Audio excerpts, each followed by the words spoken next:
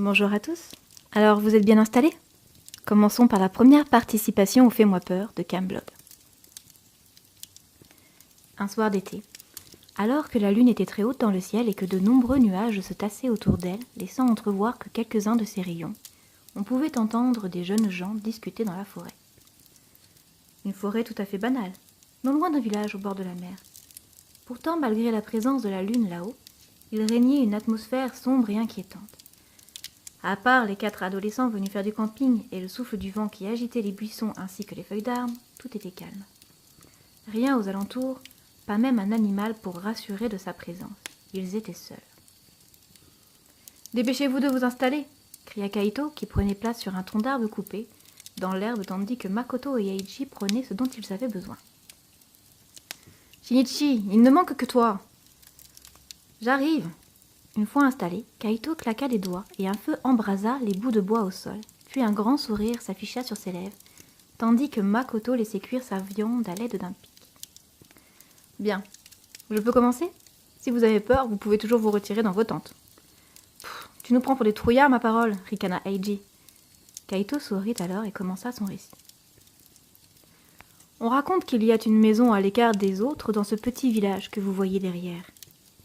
Et dans cette maison, vivait une vieille dame, toute seule, que ses petits-enfants venaient visiter tous les mercredis après-midi. Ginta, le petit cousin, attendait toujours sagement dans le jardin que Ayumi et Mitsuhiko le rejoignent pour jouer ensemble. Et la grand-mère, quant à elle, préparait toujours de nombreuses pâtisseries pour le goûter. « Quoi, tu vas nous dire qu'elle les engraissait avant de les manger ?» demanda Eiji en haussant un sourcil. « Peut-être, » souffla Kaito. Toujours le sourire aux lèvres, tandis que le feu crépitait. En attendant le goûter, les 3 enfants jouèrent donc à cache-cache cette fois-là. C'était à Ayumi de compter, alors que son cousin et son frère partaient se cacher. Avant d'aller se cacher, Ginta partit en direction de la cuisine, tout d'abord pour piquer un gâteau. Il était très gourmand. Mais en arrivant, il trouva sa grand-mère qui lui tournait le dos. Il s'approcha alors de cette dernière et attrapa sa robe. Il lui demanda alors de lui donner un gâteau, parce qu'il avait faim. Seulement... Il s'arrêta un instant dans son récit, avant de regarder un à un ses camarades. Makoto restait impassible pour le moment, tandis que Eiji et Shinichi commençaient à flipper. Il reprit. Sa grand-mère se tourna vers lui, un sourire aux lèvres. Elle le regardait sans rien faire, juste souriait. Alors il demanda de nouveau, tandis qu'un frisson lui parcourut le dos. Maintenant, allons voir un autre enfant. Mitsuhiko, qui avait passé son temps à chercher où il allait se cacher, au bout de 10 minutes, il trouva que la salle de bain serait une bonne idée. Il pourrait changer de salle, étant donné que les toilettes étaient reliées à celle-ci par une autre porte. Alors qu'il se cachait derrière la porte, il vit Ginta entrer, et il se cacha avec lui. Ils attendirent un moment avant qu'Ayumi ne déclare au rez-de-chaussée qu'elle arrivait. La porte des toilettes s'ouvra légèrement, puis, puisqu'elle n'était pas fermée complètement, et Mitsuhiko la fixa un instant. Plic, ploc, plic, ploc. Il entendit plusieurs gouttelettes s'écraser contre le sol alors qu'il pensait qu'il s'agissait du lavabo de la salle de bain. Il sut qu'il s'agissait du sol, car en dessous de la porte des toilettes, on pouvait apercevoir 2-3 gouttes glissées sur le carrelage. Quelque chose dans sa tête lui disait de ne pas y aller, mais sa curiosité l'emporta.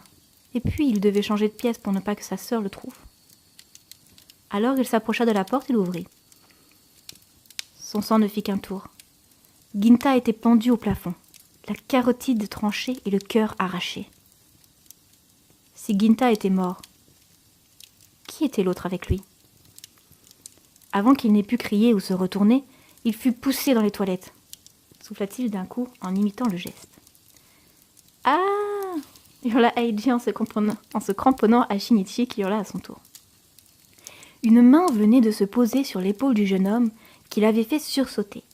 Kaito ricana en les regardant s'affoler, tandis que Makoto le fixait suspicieux. « Elle sort d'où, cette main ?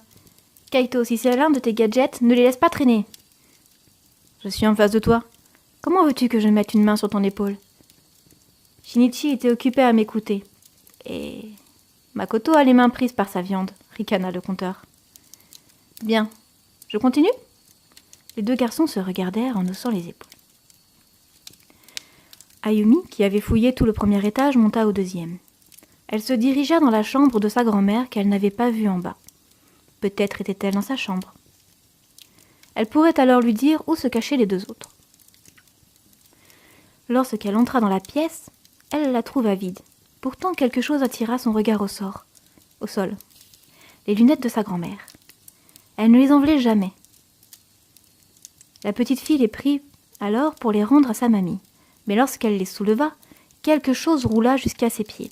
La tête de la vieille, pétrifiée, sur place, les yeux rivés sur la boule de chair, au sol imbibant le tapis de sang. Elle ne bougeait plus.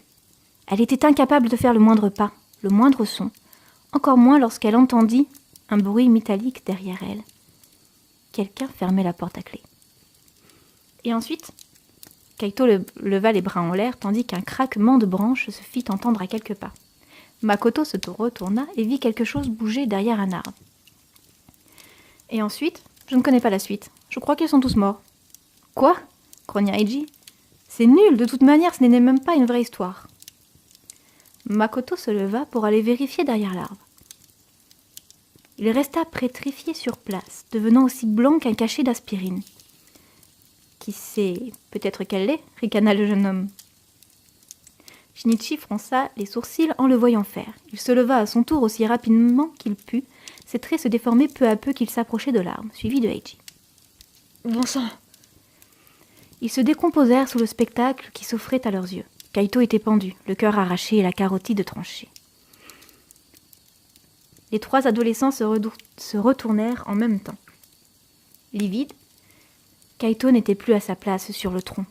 Il avait disparu. La peur s'empara d'eux, leur tordant les tripes à chacun. L'angoisse monta et forma une boule dans leur gorge. Kaito était mort. Qui était le prochain ?